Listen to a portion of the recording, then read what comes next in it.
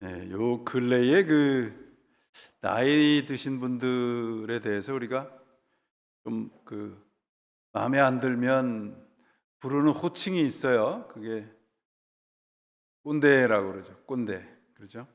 그, 그- 그래서 나 때는 그러면은 이제 저 사람 꼰대구나. 그렇게 생각한다 그래요. 어떤 분들은 그래서 커피숍에 가서 나 때는 안 시킨다고 그러더라고요. 꼰대라고 부를까 봐. 그러면 여러분 왜 젊은 사람들이 어른과 꼰대를 구분을 할까? 그 구분점이 뭘까 생각을 해보았습니다. 꼰대라 그러는 말은 성장이 멈춘 사람을 지칭하는 것이고, 어른은 성장과 성숙이 계속되는 사람이다. 그렇게 구별을 한 글을 보았습니다. 영국의 BBC 방송이 우리말의 이 꼰대라는 말에 대해서 나름대로 이제 자기네 말로 좀 풀어서 이야기를 했는데, one older person who believes they are always right.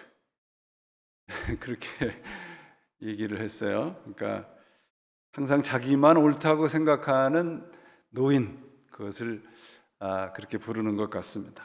그래서 여러 가지 거들먹거린다 그런 의미도 가지고 있다는 얘기를 합니다.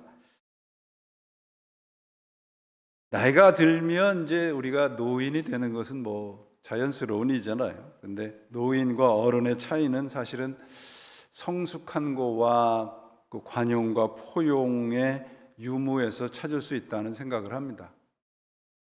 오늘 왜 제가 이 말씀을 드리냐면, 오늘 이제 7절서부터 크게 두 부분으로 나눌 수 있죠. 우리 보시면 7절부터 12절, 13절서부터 이제 19절 말씀인데, 7절에서부터 12절의 말씀은 무리라고 되어 있죠. 군중이라는 이제 무리가 등장을 하고요.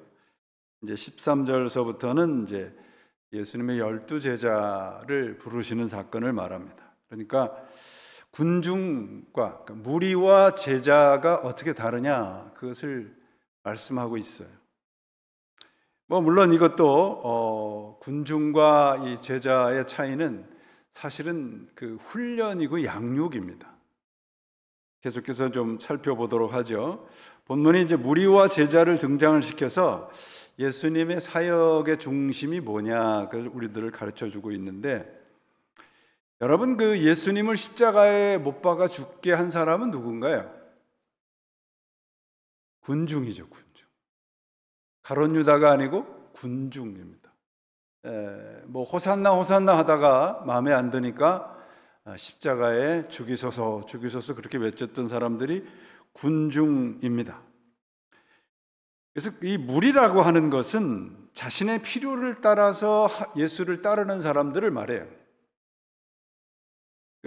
그래서 언제나 이익이 된다 싶으면 열심히 쫓아다니고, 그렇지 않으면 금방 등을 돌리는 그런 사람들을 말합니다. 은혜는 받고 누리는데 짐을 지기는 원치 않는 사람들, 자기 권리는 주장하는데 책임은 지려고 하지 않는 사람들을 말합니다. 상황이 좋으면 내 편이고, 그렇지 않으면 또 따라가지 않는 사람들을 말하죠. 결론적으로 군중이라는 것은 철저하게 이 이기적인 사람을 말합니다. 여기서 이제 군중들이 이제 귀신이란 말도 나오고, 여기 물이라는 이제 이 단어가 나오는데, 예수님 당시에 얼마나 많은 사람들이 예수님을 따랐는가, 여기에 보시면 우리가 좀 미루어 짐작할 수 있는 말이 나오는데, 7절에도 큰 무리가 따랐다 그런 말씀이 나오고요. 9절에 보시면 예수께서 무리가 애워싸 미는 것을 피하기 위하여, 그렇게 예수님에게 오는데 이제 사람들이 이제 인산인해를 이루었던 것으로 보여집니다. 많은 사람들이 예수님을 따르죠. 지금도 마찬가지고요. 그런데 군중의 자리에서 예수님을 따르는 경우가 참 많습니다. 이익이 되면 따르고, 그렇지 않으면 예수님을 등을 돌리는 경우가 참 많습니다. 찬송하고 환호하고 교회 안에서는 많은 일들이 일어나는 것 같은데, 군중과 같은 교인들이 참 많아요. 그래서 오늘 본문 말씀을 이제 이렇게 정리를 할 수 있습니다. 기적을 넘어서 말씀으로, 그 다음에 군중을 넘어서 제자로. 이게 이제 7절서부터 12절 말씀, 13절서부터 19절 말씀입니다. 8절 후반절에 보시면 예수님이 어떤 일을, 큰 일을, 하신 일, 기적을 베풀고 병자들을 고치는 일들을 사람들이 들었겠죠. 이때는 인터넷이 없었는데 입소문을 듣고서 이제 많은 사람들이 모였던 것으로 보여집니다. 그런데 9절에 아까도 말씀드렸듯이 무리가 애워싸 미는 것을 피하기 위하여 이렇게 되어 있는데, 이 미는 것이라고 하는 건 서로 밀고 당기는 그런 이제 단어를 사용을 하고 있습니다. 조금 더 구체적으로 말하면 예수님에게 가까이 가기 위해서 자신의 몸을 던지는 그런 이제 그 상황이 벌어지는 거예요. 그리고 그 다음에 이제 귀신들이 나오죠. 더러운 귀신들이 나옵니다. 어느 때든지 예수를 보면 그들이 뭐라 그래요? 하나님의, 예수님을 보고 아들입니다, 그렇게 얘기를 해요. 여기서 귀신이라는 것은 물론 그 더러운 영을 말합니다. 그러나 오늘날 귀신은 어떤 존재냐 그러면 입술로만 예수를 믿는 사람들이에요. 귀신도 예수를 하나님의 아들인지 알았단 말이죠. 그런데 하나님의 아들인 것을 아는 것으로 우리가 해야 할 신앙적인 책임은, 의무는 다한다고 말할 수 없습니다. 하나님의 아들입니다라고 하는 것이 믿음의 고백 같아 보이지만 그것은 그저 입술의 고백에 지나지 않습니다. 귀신들도 하나님을 알고 예수를, 그리스도를 알아요. 머리로 아는 것이 전부가 아니라는 말씀입니다. 그래서 여기서 귀신, 무리 이런 그 단어가 이제 등장을 하는데, 이 귀신과 무리는 같은 존재들이에요. 자신의 이익을 위해서 하나님을 믿고 예수를 따르는 사람들입니다. 기적만을 찾아다니는 무리들, 머리와 입술로만 고백을 하는 귀신들. 그래서 이런 것으로는 구원의 삶을 살아갈 수 없다라고 하는 것을 보여주기 위해서 오늘 13절 이후에 12제자를 선택을 하는, 부르심을 하는 장면이 나옵니다.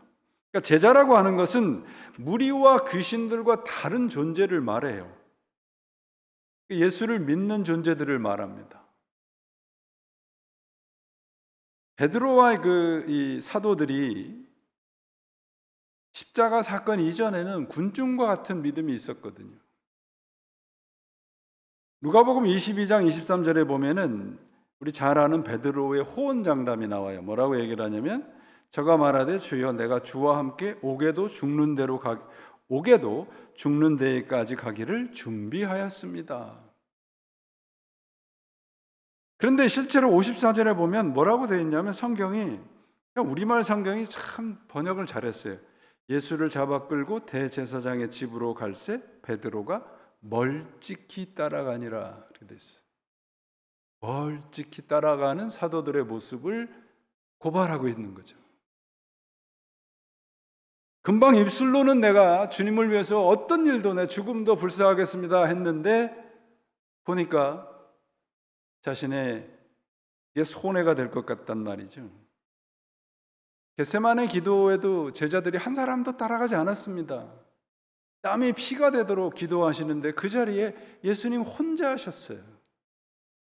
그러니까 여러분, 이 제자라고 하는 것은, 그러니까 예수님을 따르는 사람이라고 하는 것은 내가 예수를 믿는다고 해서 금방 그 자리에 갈 수 있는 것이 아니라는 말씀을 하고 있어요.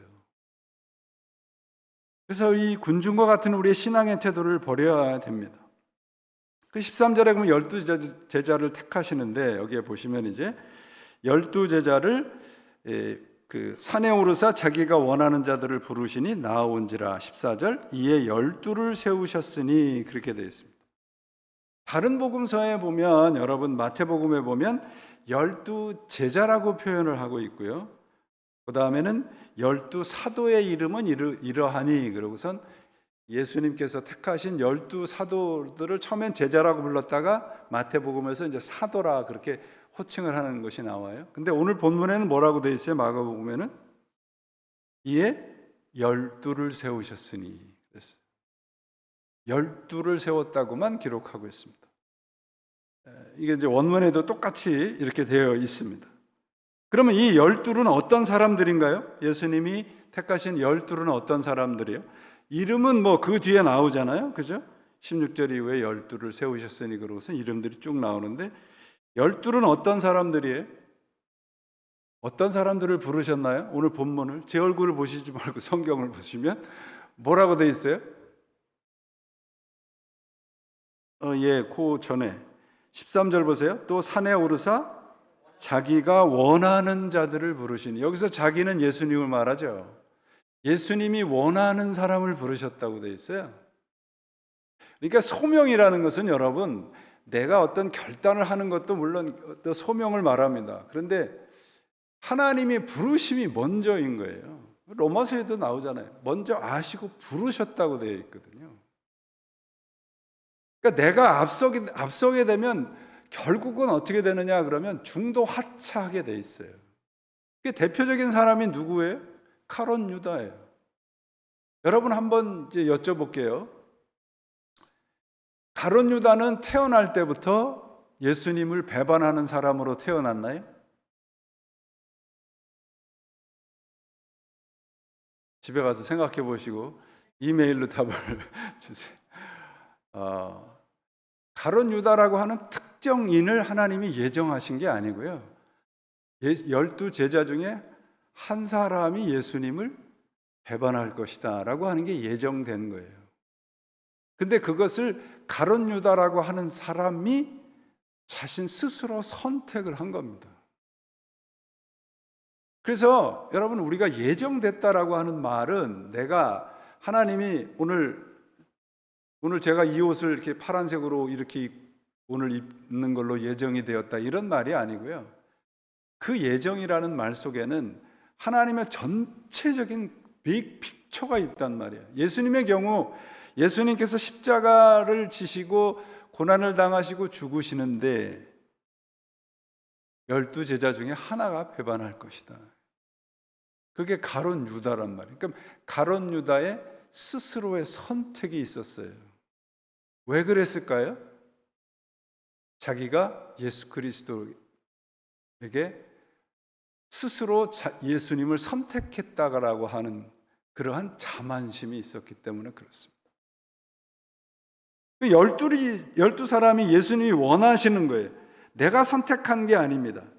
외적인 조건이나 어떤 자격이 된 게 아니에요. 이제 그래서 이 택한 사람들에 대해서 요한복음에서 굉장히 자세하게 말씀을 하는데 성경을 가지신 분들은 좀 보시면 좋을 것 같습니다. 요한복음 15장 16절인데요. 15장 16절 말씀입니다. 제가 읽어볼게요. 요한복음 15장 16절 말씀이에요. 너희가 나를 택한 것이 아니요 내가 너희를 택하여 세웠나니 이는 너희로 가서 과실을 맺게 하고 또 너희 과실이 항상 있게 하여 내 이름으로 아버지께 무엇을 구하든지 다 받게 하려 함이라. 이렇게 되어 있어요. 오늘 말씀과 동일한 말씀이 나오죠. 너희가 나를 택한 것이 아니요 내가 너희를 택하여 세웠다라고 말씀하시면서 두 가지의 주님께서 책임지시겠다고 하는 것이 두 가지예요. 하나가 뭐예요? 과실을 맺게 하겠다라고 하는 거죠. 예수님의 부르심을 받은 자에게는 항상 과실을, 열매가 풍성하게 해주겠다. 그 다음에 두 번째 목적은 뭐예요? 내가 기도하면 내가 그 기도 가운데 항상 같이 하겠다. 이래서 여러분, 내가 예수님을 선택했다라고 생각을 하기 시작하면 곧 내가 하나님의 은혜를 내가 선택했다. 은혜가 아니고 나의 선택이라고 하는 것이 강조가 되면 오늘 이 말씀, 요한복음의 이 말씀이 우리들에게 적용이 되질 않아요. 과실을 내가 맺는 게 아니고 어떻게 하시겠다고 되어 있어요? 내가 맺게 해주겠다고 되어 있거든요. 그리고 너희가 기도하면 내가 그 기도를 들어주겠다라고요. 이게 언제 오늘 본문 말씀에 있는 예수님께서 원하시는 사람들이에요. 세상적인 어떤 그런 자격이나 이런 것이 없습니다. 이 부르심이라는 것은 그래서 굉장한 은혜이고 축복이에요. 왜요? 하나님의 부르심을 받은 사람은 하나님이 내 인생을 내가 책임지겠다라고 하는 약속이거든요. 그게 부르심이에요, 여러분.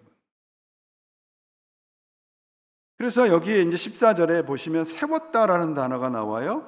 12를 세우셨다라고 하는데, 이 세웠다라고 하는 것은 임명했다라고 하는 뜻이 아니에요. 세웠다라고 하는 말의 의미는, 이 단어의 의미는 만들다, 창조하다 그런 뜻이거든요.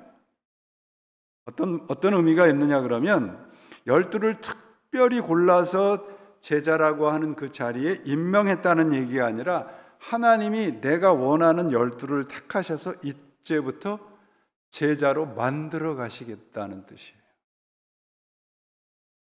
제자로 지금 훈련하시겠다 그런 말씀입니다. 그러니까 예수님께서 12를 일단 세우시고 그 후에 사도답게 제자답게 만들어 가시겠다는 거죠. 우리에게 적용을 해보면 어떤 의미입니까?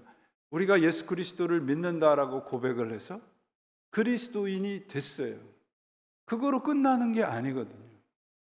우리를 부르신 예수님께서 우리를 양육하시고 훈련하세요. 디도서를 여러분 집에 가서 읽어보시면 엄청난 말씀이 있는데 그게 뭐냐면 은혜가 우리를 양육한다라고 하는 표현이 있어요. 은혜가 우리를 양육해. 그래서 그리스도인답게 만들어 가신다라고 하는 겁니다.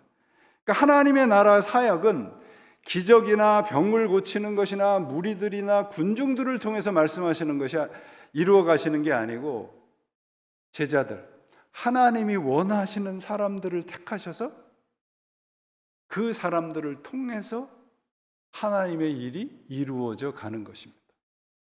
이사야 선지자는 그런 사람들을 어떤 사람들이라고 그랬어요? 상수리 나무가 다 베어져도 그 밑에 그루터기는 남았다. 그게 부르심을 입은 자들이에요. 그러면 이제 오늘 말씀이 이제 이 말씀에서 좀 살펴봐야 되는 것이 19절이에요. 자, 보세요. 또 가롯 유다니 이는 예수를 판 자더라. 자, 오늘 예수님께서 제자를 부르시잖아요. 요 시점이 오늘 본문의 시점이. 근데 가롯 유다가 예수를 판지 어떻게 알아요? 지금 막 부르심을 받았는데, 그죠? 저녁들 많이 드시고 오셨어요? 졸리신가요? 자, 무슨 말씀이냐 그러면 마가복음을 기록할 당시에는 이 마가가 여러분 잘 아시듯이 마가복음이 그 사복음서 중에 제일 먼저 쓰여진 복음서잖아요. 그 마가복음서가 쓰여졌던 당시가 이제 추측을 해서 예수님이 승천하신 후, 그래서 65년에서 70년경으로 보거든요. 그러면 마가라고 하는 사람이 예수님의 말씀도 들었을 것이고 기적을 행하는 것도 봤을 것이고 십자가를 경험했을 것이고 부활하시고 승천한 것도 봤을 거란 말이죠. 그 이후에 이 말씀을 기록한 거예요. 그래서 무슨 말씀이냐 그러면 복음서의 핵심은, 복음서의 관점은, 곧 복음서가 가지고 있는 안경은 뭐냐 그러면 십자가와 부활이에요. 그래서 모든 사건을 십자가와 부활이라고 하는 관점으로 이렇게 들여다보고 해석하고 판단하는 거예요. 12 제자를 부르셨는데 그들이 예수님께서 원하시는 사람이었는데 십자가와 부활이라고 하는 안경으로 들여서 자세히 보니까 가롯 유다는 어떤 사람이었다고요? 예수를 판 자. 그런 말이에요. 그러니까 가롯 유다는 여기에서 어떤 사람과 동일하다고 얘기를 하는 거냐 하면 7절부터 12절에 나오는 무리와 귀신과 같은 존재라고 이야기하고 있는 거예요. 군중들은 십자가와 부활에 관심이 없어요. 자신의 소원들을 위해서 따르는 거예요. 더러운 귀신들이에요. 사도들은 다르단 말이죠. 그러니까 12를 세워서 하나님의 나라의 사역을 시작을 하고 있습니다. 그러니까 예수를 중심으로 해서 새로운 공동체가 세워져 가고 있어요. 그리고 그 다음에 이제 지금 드린 말씀은 조금 이따 다시 자세히 설명을 해드릴게요. 12사람의 이름이 쭉 나오죠. 거기에 이제 베드로, 안드로, 야고보, 요한, 이들의 직업은 뭐였어요? 베드로와 노량진 어시장에 물고기를 갖다 어떤 어부들입니다. 그런데 이 왜 어부라고 하는데 여기 이제 우리가 알아야 될 역사적인 사실이 있어요. 이게 뭐냐면 이 당시가 이제 그 분봉왕이 헤롯 안티파스라는 사람이었는데 그 백성들에게 아주 지나친 세금을 매겼거든요. 특별히 이제 갈릴리 지역의 어부들에게는 이제 이 그 어부들이 잡아온 고기를 조금 더 많은 돈을 받고 팔기 위해서 그 갈릴리 그 이제 해안 옆에다가 말 그대로 그 고기를 이제 소금으로 염장하는 공장을 만들었어요. 그래서 거기에서 고기를 잡아오면 거기에서 금방 소금으로 염장을 해서 더 비싼 가격에 파는 거죠. 그런데 그 팔아서 모든 이득이 어부들에게 돌아가는 것이 아니고 이 헤롯 안티파스가 다 세금으로 징수를 해가 버렸어요. 그래서 이 어부들은 여기에 나오는 이제 베드로, 이 안드레 이런 사람들이 제발 새로운 세상이 왔으면 좋겠다라고 할 때 가장 간절했던 사람들이 누구냐? 어부들이었어요. 가장 피해를 많이 받았던 사람들이었어요. 근데 이런 사람들이 이제 예수님께서 제자로 부르셨어요. 우리 마태는 세리라고 하는 거 잘 알죠? 이 나라의 반역자 같은 사람이고요. 시몬이라고 되어 있는데 여기 이제 시몬은 이제 여러분 잘 아시듯이 열혈당원이에요. 좀 좋은 말로 하면 이제 독립군이었습니다. 가롯 유다도 열혈당원이었고요. 가롯이라는 말이 이제 앞에다 가롯 유다라고 할 때 그 가롯이라는 단어의 뜻에 이제 그런 급진적인 테러리스트다라고 하는 뜻이 이제 포함이 되어 있다는 것입니다. 빌립, 바돌로메 거기 쭉 나오는 사람들의 이름이 이제 나옵니다. 자, 보세요. 어느 누구도 같은 사람들이 없어요. 12명 중에 다 달라요. 직업도 다르고 성종도 다르고 다 다릅니다. 그런데 그 중심에 뭐가 있어요? 예수 그리스도가 있다고요. 여러분 그 최후의 만찬이라고 하는 그 성화 여러분들 보셨죠? 많이들 집에도 놓으시고 그 그림을 그린 분이 누구예요? 레오나르도 다빈치. 근데 이제 거기 저기 산타 마리아 델리라고 하는 성당의 식당에 그려져 붙어 있다는 건데 여러분들이 그 그림을 보시면 제자들의 성장이 다 아주 분명하게 특징적으로 그려져 있어요. 저는 그 그림을 보면서 제일 처음 보면서 깜짝 놀랐던 것이 가롯 유다예요. 여러분 이제 지금 또 전화기로 찾아보지 마시고 집에 가서 찾아보시면 그 가롯 유다가 어떻게 하고 있느냐 그러면 예수님께서 가운데 앉아 계시는데 이 옆에 가까운데 앉아가지고 예수님을 이렇게 딱 몸을 앞으로 쑥 내밀어서 예수님을 이렇게 쳐다보고 있는데 그 손은 뭘 쥐고 있느냐? 돈주머니를 이렇게 쥐고 있어요. 그리고 이러고 예수님을 정면으로 쳐다보고 있습니다. 저는 그걸 보면서 굉장히 충격을 받았는데 돈주머니를 움켜쥐면서 예수님에게 눈을 맞추고 있는 그 가롯 유다는 왜 그렇게 그렸을까요? 가롯 유다는 들키고 싶지 않았던 거죠. 들킬까 봐 겁이 났던 거예요. 레오나르도 다빈치가 성경을 근거로 해서 그 모든 것을 썼다라고 하는 거죠.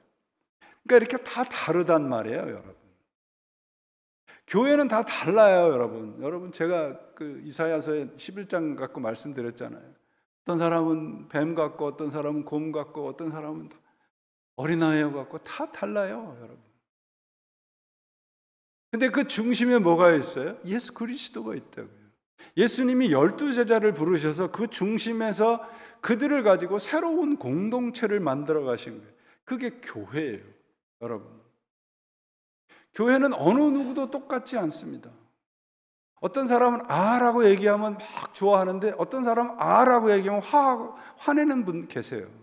다 달라요, 여러분. 근데 그 중심에 뭐가 있어야 돼요? In Christ. 그리스도가 있어야 된단 말이죠. 그래서 여러분, 이 고린도전서에서 그 사도 바울이 예수님의 택하심을 받은 사람들에서 쭉 쓰면서 뭐라 그래요? 부끄럽게 하시려고 세상의 어리석은 자들을 택하셔서 지혜 있는 자를 부끄럽게 하고. 그래서 아무것도 세상적으로 자랑할 것이 없다는 거예요. 그럼 뒤집어 보면 뭐예요? 세상적으로 아무것도 자랑할 것이 없는 사람들이 누구예요? 예수님이 원하는 사람. 내 힘을 아무것도 의지할 것 없는 사람들이 예수님께서 원하시는 제자들과 똑같은 거라고요. 여러분, 예수님께서 뭐 세상적인 능력과 세상적인 재능과 이런 것을 가지고 일을 하시려고 우리를 교회로 부르셨겠습니까? 우리를 이 자리에 불러주실 때 제일 감사한 건 뭐예요? 내가 정말 아무것도 자랑할 것이 없지만 주님께서 나를 당신이 원하시는 자 가운데 한 사람으로 만들어 주셨구나. 그게 부르심이거든. 이 중심에 십자가가 있는 거예요, 여러분. 십자가. 그러면 이 사람들을 부르셔서 여기 이제 무슨 일을 하시려고 한다고 되어 있냐면 14절에 자기와 함께 있게 하시고, 세 가지가 되어 있어요. 자기와 함께 있게 하시려고, 두 번째 전도, 세 번째가 귀신을 쫓아내는 권세를 갖게 하려고. 근데 사실은 이게 다 똑같은 말입니다. 세 가지가. 예수님께서 제자들을 지금 부르셔서 지금 막 만드셔서 이런 일들을 하게끔 훈련하시겠어요. 디사이플이라는 말의 그 어근이 디스플린에서 나왔다고 그러잖아요. 훈련하다, 양육하다. 제자라고 하는 건 배우는 거예요. 그래서 신앙을 제가 말씀드렸죠. 믿음은 끝없는 복습이에요. 그렇지 않으면 우리 것이 될 수가 없습니다. 마가는 주님이 예수님께서 제자들을 부르신 것 가운데 가장 먼저 뭐예요? 그래서 주님과 함께 있게 하려고 해요. 주님과 함께. 그럼 주님과 함께 있겠다는 말은 아까 말씀드렸죠. 가룟 유다가 지금 예수님을 배반한 자다. 예수님을 배반했다라고 하는 그것은 십자가와 부활이라고 하는 관점으로 들여다봤을 때 그런 일이 벌어졌다는 것을 말씀했다고 그랬죠. 그럼 주님과 함께 있는다는 것은 십자가와 함께 있는다는 말이에요. 주님과 함께 산다는 것은 십자가와 함께 산다는 거예요. 가룟 유다가 미끄러져 나간 것은 십자가 때문이거든요. 베드로가 예수님을 배반한 것도 십자가 때문이잖아요.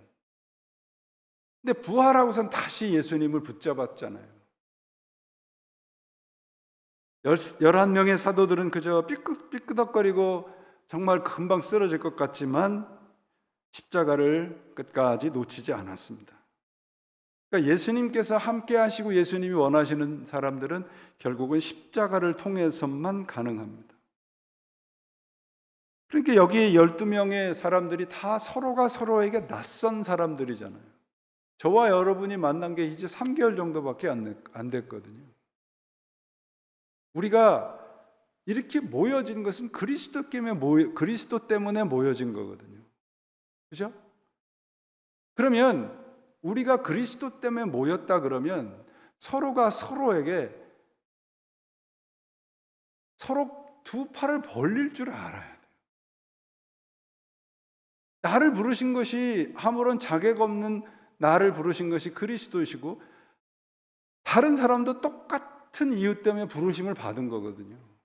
내가 더 높아서도 아니고 더 나아서도 아니에요. 참 그래서 공동체라고 하는 것이 이게 신앙 공동체라고 하는 것이 우리의 어떤 이 사람됨의 변혁이 일어나는 것이거든요. 신앙 공동체의 이 공동체 일을 하는 분들의 얘기를 들어보니까 공동체가 이렇게 삐끄덕거리는 그 이유 가운데 대부분의 이유가 뭐냐 그러면 뭐 공동체의 이념이나 철학이나 가치관이 때문에 서로 삐끄덕거리다가 공동체가 무너지는 게 아니래요.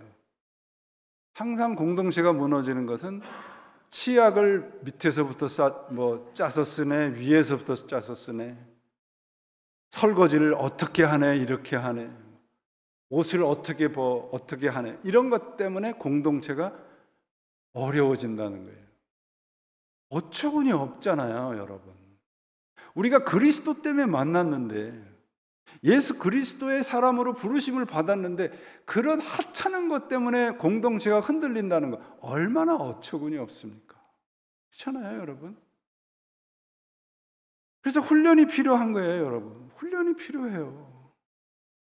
어떤 훈련이 필요할까요, 여러분? 말씀을 20년, 30년 가르쳐봐도 변하지 않는 사람은 안 변하더라고요. 어떤 훈련이 필요할까? 저는 훈련이라고 하는 것보다 정말 성령님의 간섭이 필요해요. 우리 교회에 성령님의 간섭이 필요합니다. 우리 한 사람 한 사람에게 똑같아요, 여러분. 성령님께서 간섭하지 않으면 아무도 변화될 수 없어요. 저를 포함해서. 저같이 이렇게 하찮은 사람이 하나님의 말씀을 전하는 게 얼마나 저도 창피한데, 근데 하나님께서 붙잡고 계시다는 것 때문에 하는 거거든요. 그래서 여러분, 이 훈련이라고 하는 것은 뭐냐 그러면, 여러분들이 이제 잘 아시는 나치가 독일을 저기했을 때 그 교회가 나치에 굴복을 했잖아요. 그래서 이제 고백교회라고 하는 교회를 만들어서, 여러분 잘 아시는 이제 칼 바르트라든지 이런 사람들을 중심으로 해서 거기에 이제 고백교회 운동을 시작을 합니다. 중심되는 사람이 이제 우리 디트리트 보네포라고 하는 젊은 목사였습니다. 이분들이 그 교회를 만들면서 이런 얘기를 했어요. 교회가 하나님의 말씀 외에 다른 것을 인정한다면 그 시간부터 교회는 교회가 아니다. 세상의 권세라든지 무슨 세상의 철학적인 진리라든지 이런 것을 교회가 인정을 할 때는 그때부터는 교회는 교회가 아니다. 그래서 이들은 신학교라고 하는 것을 이제 만들어서 핑겐발트라고 하는 것을 만들어서 신학생들을 가르쳤는데, 그 가르침에 아주 심플했대요. 찬송가를 하는 거, 설교하는 거 이런 것도 물론 공부를 했는데, 그 목적이 뭐였냐 그러면 무엇을 하든지 예수께 하듯 하라. 그리고 무엇을 하든지 예수님처럼 해야 된다. 이게 여러분 우리를 공동체로 묶어주신 목적이에요. 그리스도인 삶 닮은 거죠. 이 보네포 목사님이 그런 공동체 운동을 하고, 여러분들이 꼭 읽어보실 만한 책 가운데 하나가 보네포 목사님이 쓴 책, 아주 얇은 책인데 신도의 공동생활이라는 책이 있습니다. 제가 그 책을 좀 다시 읽어보면서 우리 연합 둥지 모임 때 잠깐 소개를 하려고 하긴 합니다. 보네포 목사님이 이런 얘기를 해요. 공동체를 사랑하는 사람은 공동체를 죽이고, 형제를 사랑하는 사람은 공동체를 세웁니다. 우리 교회에다 적용해서 해보세요. 교회를 사랑하는 사람은 교회를 망치고, 서로를 사랑하는 사람은 교회를 세웁니다. 대단히 중요한 말이에요, 여러분. 대단히 중요한 말.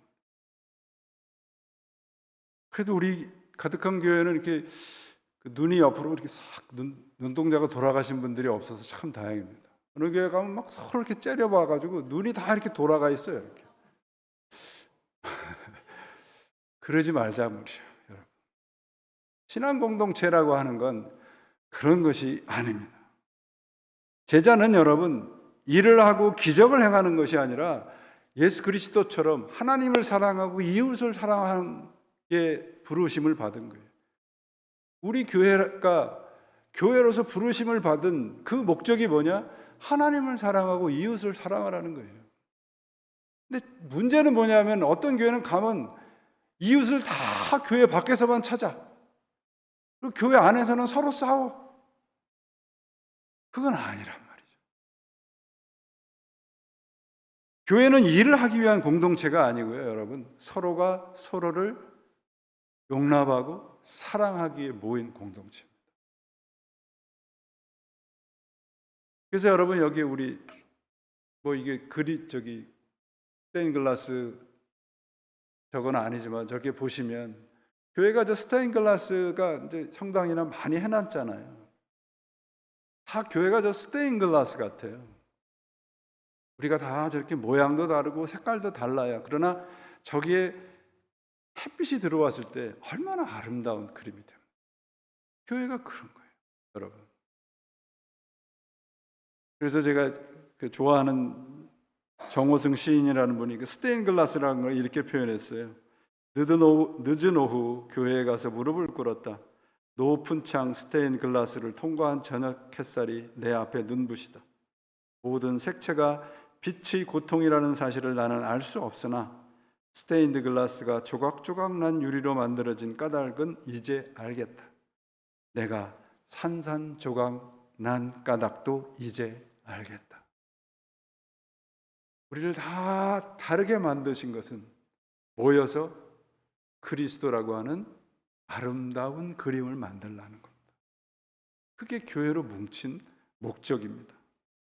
그래서 여러분, 군중과 무리에 머무는 신앙이 되어서는 안 됩니다.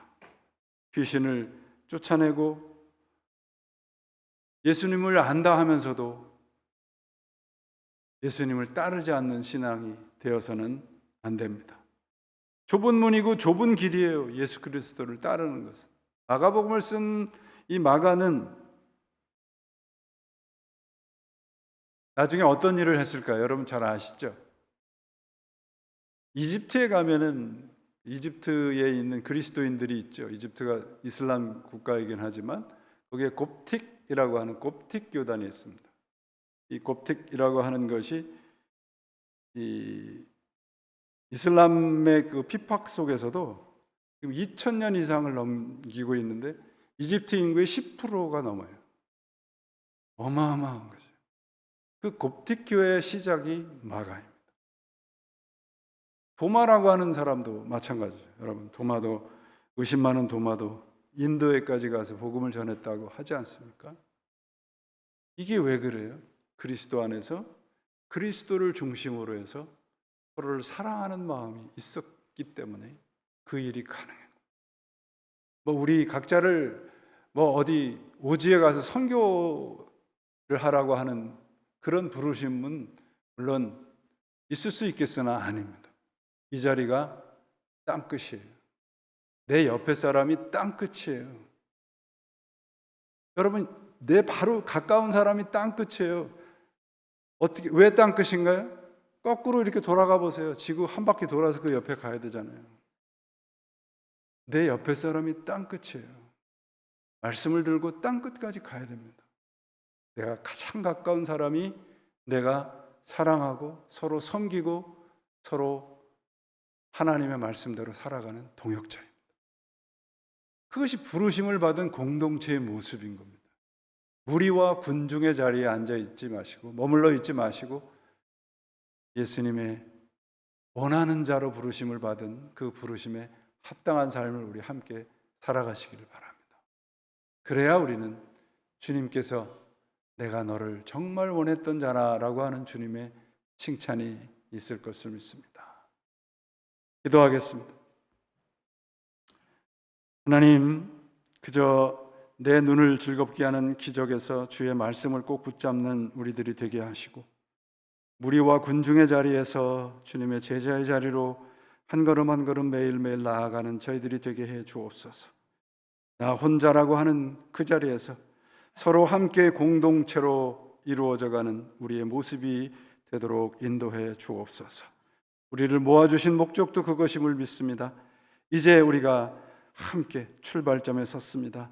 한 걸음 한 걸음 손 꼭 붙잡고 어깨 꼭 부담으며 주님의 몸된 교회를 이루어 가는데 서로가 서로의 동력자로서 한 걸음 한 걸음 나아가는 저희들이 되도록 인도해 주옵소서. 예수 그리스도의 이름으로 간절히 기도합니다. 아멘.